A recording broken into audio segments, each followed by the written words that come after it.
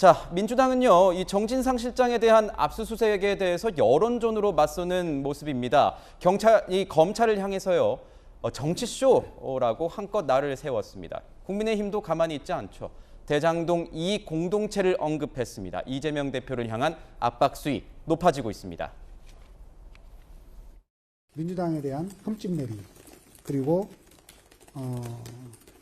이태원 참사에 대한 국민적 관심을 돌리려고 하는 국면 전환용 정치 탄압이고, 정치 탄압 쇼는 실패로 끝났다는 점을 분명히 말씀드리고, 더불어민주당은 강백신 서울중앙지검 반부패 3부장을 공수처에 고발함으로써 정치 보복에 휩싸인 광기의 사냥개 검찰 수사에 맞서 싸울 것을 천명합니다. 대장동 저수지에 빌부터 이익 공동체를 형성하고 수백억 원대의 자금을 이용해 정치인 이재명의 비밀 군모를 만들고자 했던 정황이 드러나고 있습니다. 민주당은 더 이상 대장동 공동 이익체를 위한 방패 막이에 휘둘려서는 안 될 것입니다. 국민의힘 권성동 전 원내대표도 이렇게 얘기를 했습니다. 정 실장에 대한 압수수색 소식에 이재명 대표를 향해서 성실하게 수사를 좀 받으십시오. 지금 이태원 사고를 정쟁화시키려고 애쓰고 있는데 그러지 마시고 당대표 자리를 내려놓고 성실하게 수사부터 받으십시오. 이렇게 얘기를 했습니다. 김용부 원장 기소에 이어 바로 다음 날 정진상 실장 압수수색까지 두 측근들이 압박받는 상황인데 무엇보다 민주당 내부 분위기가 좀 궁금해지는 이런 상황입니다. 국민의힘에서는 이재명 대표를 향해서 수사 받으라고 계속 공세를 이어가고 있는데 민주당 내부는 지금 어떻습니까? 단일 대우로 지켜내자 이런 목소리만 나오는 건가요? 수사를 받아라 마라 국민의힘이 할 게 아니고요. 그 수사를 하는 검찰과 경찰이 이재명 당대표와 관련된 의혹과 혐의가 있으면 수사하시면 되는 거예요.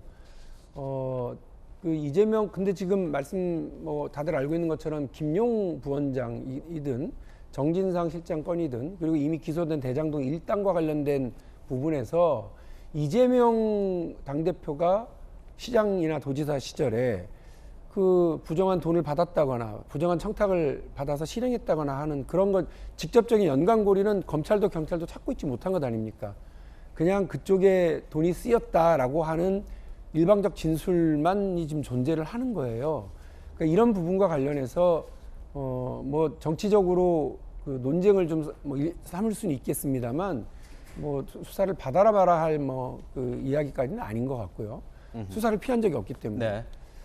근데 다만 민주당 안에서는 곤란한 점은 뭐냐면 이 김용 부원장과 관련된 혐의는 정치자금법 아니겠습니까?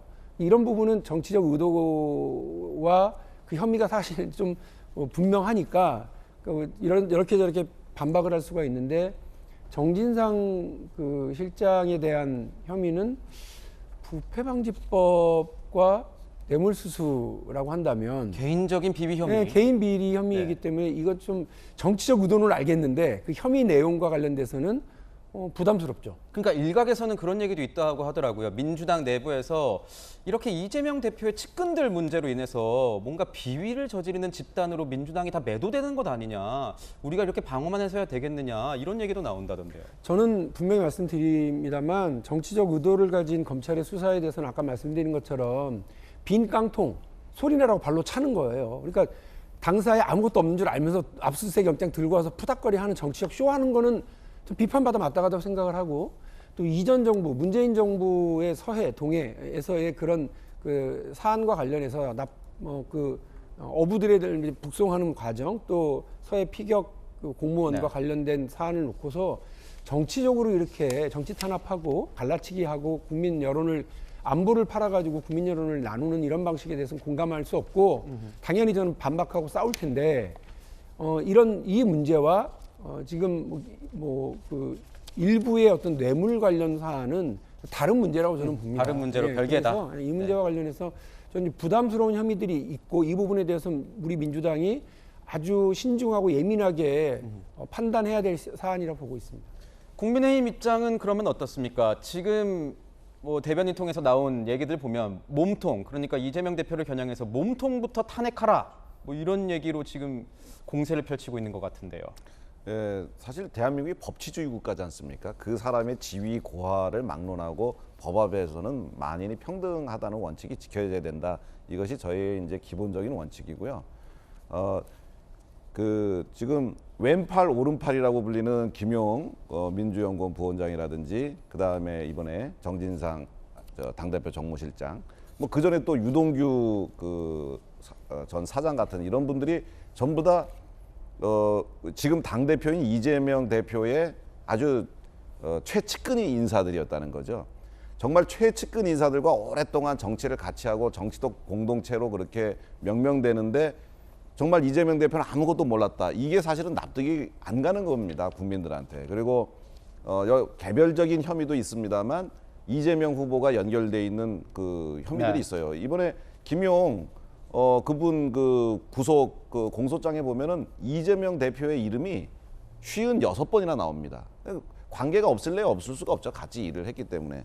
그런 차원에서 관련이 있을 것이다라고 추정이 되고 또 당시에 성남시장으로서 이재명 후보가 대표가 인허가권자였습니다. 인허가권자였으니까 사실은 김만배 일당, 이 대장동 일당이 700억 원, 뭐 공동비용을 제외하고서 428억 원이라고 하는 돈을 주겠다고 했다면 네. 그 이재명 대표의 연관성을 우리가 추정해 볼 수 있는 거죠. 그래서 네. 저는 지금 민주당이 이재명 대표의 인질이 되어 있다고 생각해요. 사실 언제 본청에 있는 민주당 그 대표실이라든지 그 다음에 중앙 당사 이런 데 검찰이 갔습니까? 처음 있는 일이 왜 벌어지느냐? 이재명 대표가 사법 리스크가 있음에도 불구하고 당대표가 됐기 때문이거든요. 그래서 저는 이재명 대표가 당대표직을 내려놓고 수사를 받는 것이 타당하다고 생각합니다. 지금 뭐 현재 공소장이 공개되진 않았습니다. 그래서 이재명 대표에 대한 이름이 몇 번이나 나왔는지 이런 부분, 그리고 확실하게 말씀드릴 수 있는 거는 검찰이 밝혔기 때문에 아직까지는 이재명 대표가 여기에 공범, 뭐 공모 관계로 적시는 안 됐다는 것, 이것은 말씀을 드리고 가야 될 것 같습니다.